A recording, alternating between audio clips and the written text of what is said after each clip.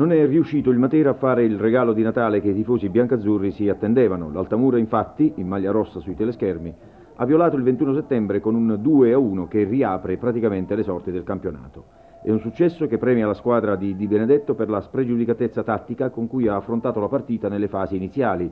Due punte mobili e manovriere come Innella e Cancellato, più una mezza punta come Di Bari, hanno creato un po' di disorientamento nella retroguardia biancazzurra, che ha ritrovato un certo equilibrio quando ormai il risultato era compromesso. Per la verità il Matera è sceso in campo particolarmente nervoso e contratto e i 2 gol subiti nei primi 17 minuti hanno complicato maledettamente le cose. C'è stata sì la reazione, prima nervosa poi anche ragionata e ordinata, si è dimezzato lo svantaggio, si è giocato per oltre mezz'ora in superiorità numerica, ma l'Altamura, pur correndo qualche rischio, ha condotto in porto un successo che l'avvicina prepotentemente alla vetta della classifica.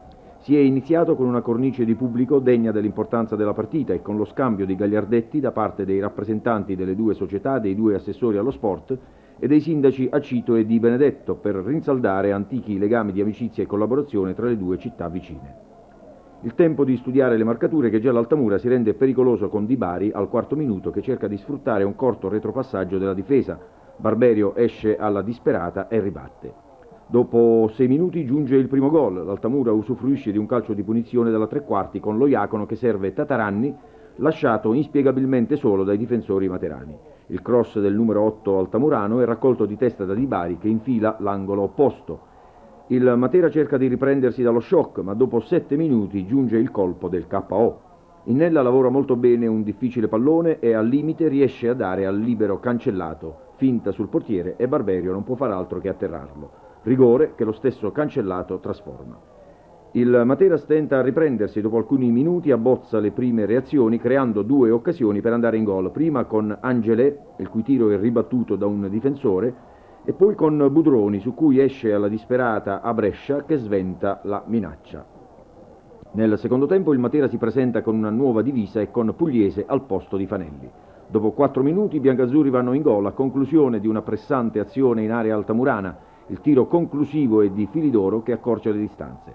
La partita si riapre e cresce il tono agonistico, fioccano le ammonizioni, alla fine saranno 8, e al 15° c'è anche un cartellino rosso per il terzino ospite Cornacchia. In superiorità numerica il Matera si è riversato nella metà campo avversaria, mentre Di Benedetto ha effettuato alcuni cambi finalizzati al contenimento della pressione del Matera. L'esito finale ha dato ragione agli ospiti, ma il Matera è andato vicinissimo al pareggio in almeno 2 occasioni.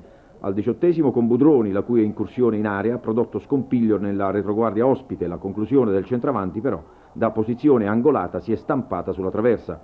Ci ha tentato Filidoro al 33° con una incursione veloce, ma questa volta è stato il portiere a Brescia a salvare il risultato. È stato l'ultimo lampo condotto con una certa lucidità, in quanto la stanchezza, resa più evidente dal terreno pesante, ha cominciato ad annebbiare le idee dei materani.